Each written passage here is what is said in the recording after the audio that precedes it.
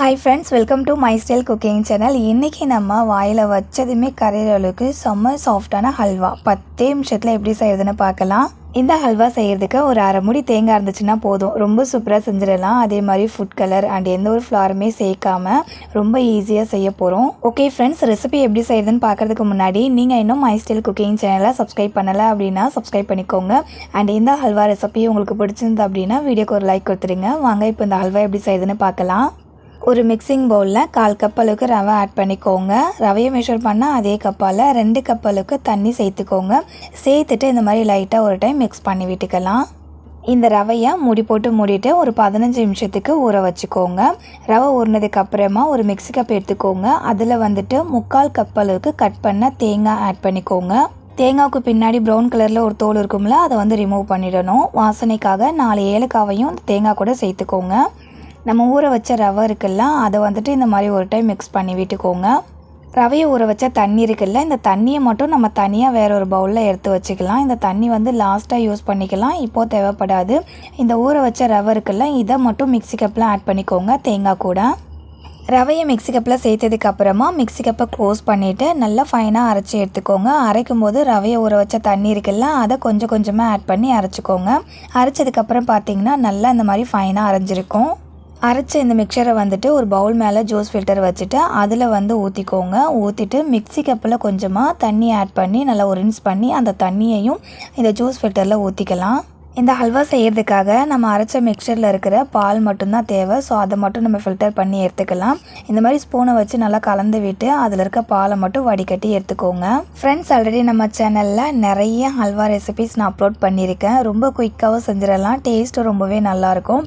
So அந்த ரெசிபியோட link எல்லாத்தையுமே இந்த வீடியோ கீழே டிஸ்கிரிப்ஷனில் தரேன், கண்டிப்பாக செக் பண்ணி பாருங்கள். நம்ம அரைச்ச மிக்சரில் இருக்கிற பாலை மட்டும் தனியாக பிரித்து எடுத்ததுக்கப்புறமா அந்த பால் கூட 1 கப் அளவுக்கு தண்ணி சேர்த்துட்டு நல்லா கலந்து விட்டுக்கோங்க. அவ்வளோதான், ஹல்வா செய்கிறதுக்கு பால் ரெடி பண்ணியாச்சு.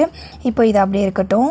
நெக்ஸ்ட்டு ஒரு பேனை சூடு பண்ணிவிட்டு அதில் 2 டேபிள் ஸ்பூன் நெய் ஆட் பண்ணிக்கோங்க. நெய் மெல்ட் ஆனதுக்கு அப்புறமா இதில் ஒரு 1/4 கப் அளவுக்கு முந்திரி பருப்பு சேர்த்துட்டு முந்திரி பருப்புடைய கலர் லைட்டாக கோல்டன் ப்ரௌன் கலருக்கு சேஞ்ச் ஆகிற வரைக்கும் வறுத்து விட்டுக்கோங்க. முந்திரி பருப்புடைய கலர் இந்த மாதிரி லைட்டாக சேஞ்ச் ஆனதும் இதை பவுலில் எடுத்து வச்சுக்கோங்க.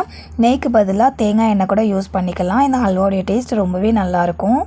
அடுத்து இதே பேன்லேயே நம்ம ரெடி பண்ணி வச்சுருக்கோம் இல்லையா பால், அதை ஒரு டைம் நல்லா கலந்து விட்டுட்டு அதை இந்த பேனில் ஆட் பண்ணிக்கோங்க.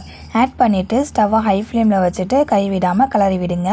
இந்த பால் குக் ஆகி லைட்டாக கட்டிப்பட ஆரம்பிக்கும். அந்த ஸ்டேஜ் வர வரைக்கும் ஸ்டவ்வை ஹை ஃப்ளேமில் வச்சு பாலை குக் பண்ணிக்கோங்க.